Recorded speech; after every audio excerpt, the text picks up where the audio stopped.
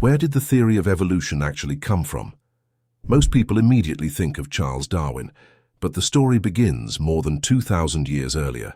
Around 500 BC, the Greek philosopher Anaximander of Miletus suggested that living creatures gradually changed over time. Observing that human babies are born weak and helpless, he reasoned that humans must have descended from another type of creature whose young could survive on their own. He even proposed that humanity originated from fish and that all life began in the sea. But this was simply a philosophical idea. It could neither be tested nor verified. Everything changed in 1859 when Charles Darwin published On the Origin of Species. Unlike Anaximander, Darwin presented a scientific theory based on observations from nature. Darwin argued that evolution occurs through a process known as natural selection. According to this idea, individuals with traits better suited to their environment are more likely to survive and pass those traits on to future generations.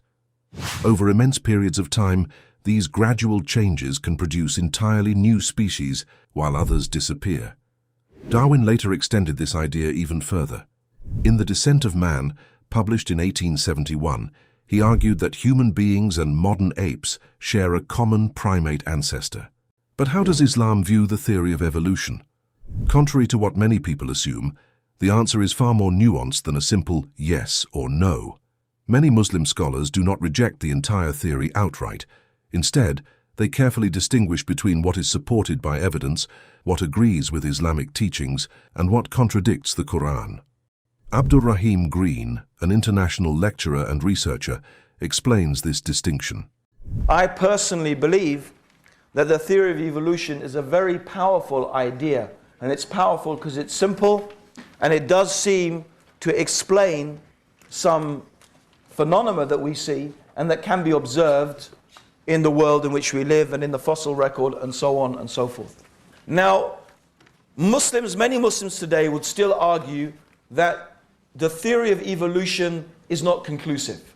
There are still many holes and discrepancies that have not been dealt with concerning this theory, and there is lack of evidence in order to fully say that we can really be sure that this theory has taken place. So regardless of the ongoing scientific debate, Sheikh Green explains that Islam does not treat the theory of evolution as something to be either completely accepted or completely rejected. Instead, it distinguishes between ideas that are compatible with the Qur'an and those that are not.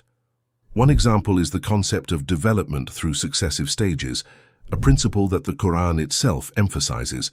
However, in spite of that, by and large, we could say that there is nothing that contradicts the idea that creatures could have or have evolved through small stages into the complex different organisms that we find in the world today. There's nothing in principle that says we can't believe in that. Okay? In fact, the Qur'an teaches us how the human being is developed through stages of embryonic development. And those stages are different. Okay, so the stage of nutfa is different from the stage of alaq, which is different from the stage of mudgha, okay, which is different from the state in which we finally look like a human being. So Allah, in a sense, has developed us through distinct stages in our mother's wombs. But there is an important distinction.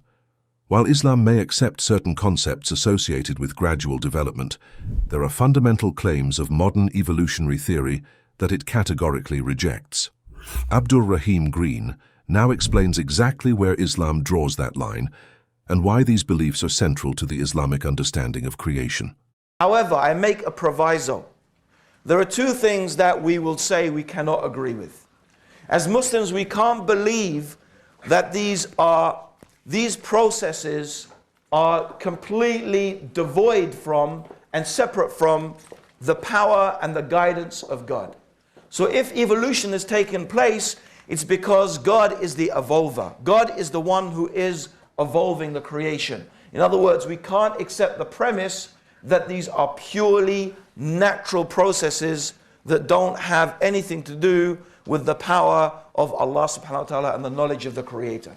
Secondly, I stick to although there are other opinions, but I don't agree with them, I stick to the orthodox opinion that God has created the human being miraculously.